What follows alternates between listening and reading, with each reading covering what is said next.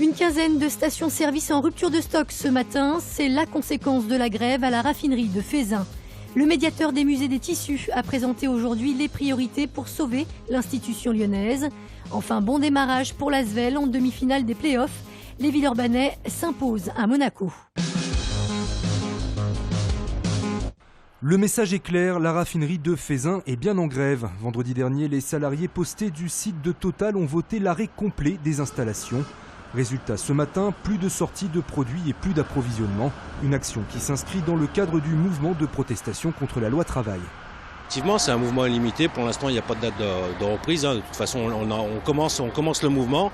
On est prêt à l'arrêter le plus tôt possible s'il y a des annonces. Mais tant qu'il n'y a pas d'annonce concrète et tant que ce texte est toujours sur la table, les salariés sont majoritairement grévistes, à plus de 80% à Feyzin, et ils sont déterminés.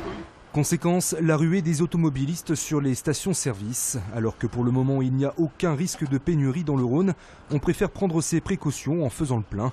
Les stocks des stations de la région se sont donc envolés à vitesse grand V. Ça fait déjà au moins on va dire depuis le début du week-end. Vendredi soir, oui, c'est vraiment... on se retrouve dans les années 68 presque. Une chasse sur Rhône, il n'y a déjà plus rien là-bas, à Géant, Carrefour, il n'y a déjà plus rien. Donc on essaye là, on fait la queue, on attend comme tout le monde, puis voilà, on prend son mal en patience. J'ai des collègues et m'ont appelé, m'ont envoyé des messages comme quoi il faut faire du plein pour demain, sinon ce sera la galère quoi. Si je ne mets pas l'essence aujourd'hui, je ne peux pas venir demain au boulot. Pour le moment, sur les 240 stations-service du Rhône, 13 sont en rupture de stock, selon la préfecture. On a une situation très bloquée. Ça, c'est l'élément qui paraît très négatif de ce dossier. 10 jours après sa nomination par la ministre de la Culture, le médiateur pour le musée des tissus mesure la difficulté de sa mission. Sa mission, justement, est de sauver ce musée en réglant en priorité, selon lui, la question de sa gouvernance. La gestion de ce musée par la Chambre de commerce comme un service intégré a une conséquence qu'on ne voit pas dans d'autres musées, c'est que ceux qui s'en occupent sont seuls. Je dirais celui qui s'en occupe est seul. C'est un chef de service de la Chambre de commerce.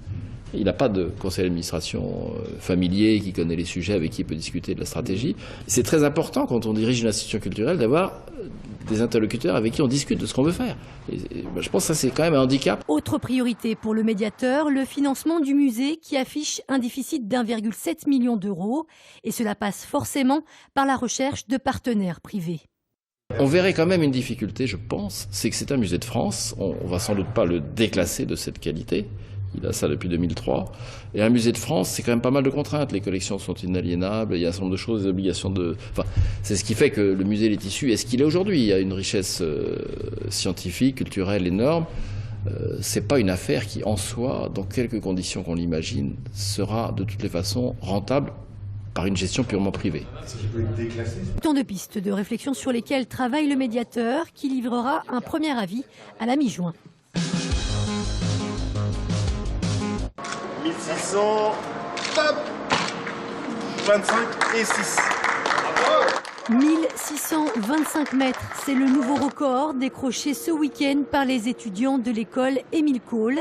Ils viennent de réaliser la plus grande BD du monde. C'est un record qu'on avait déjà battu en 2011.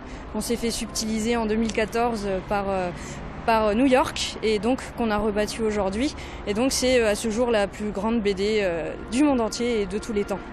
Au total, il aura fallu l'équivalent d'un mois de travail aux étudiants volontaires pour réaliser ces 1200 cases.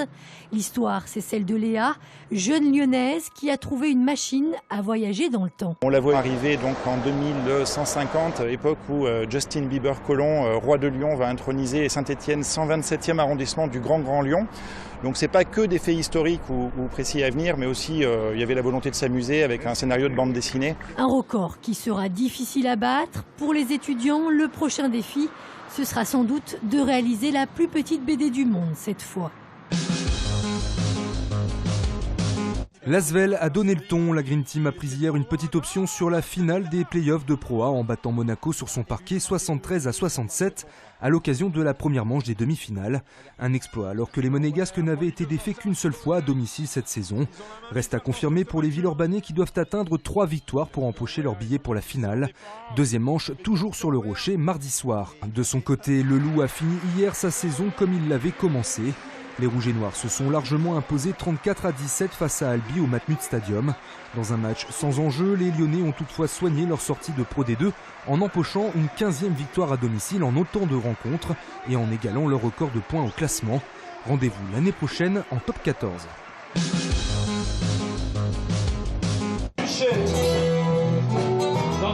On termine ce journal avec ces images tournées hier à Saint-Véran.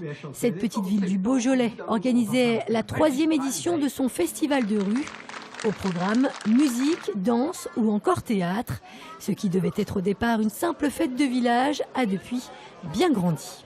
On a plus de 20 artistes, 20 troupes qui sont présentes, une quarantaine de représentations tout au long de la journée, donc il y en a de partout, il y en a pour tous les yeux. Ça permet de faire rayonner au-delà des limites habituelles notre commune, ça donne une image dynamique.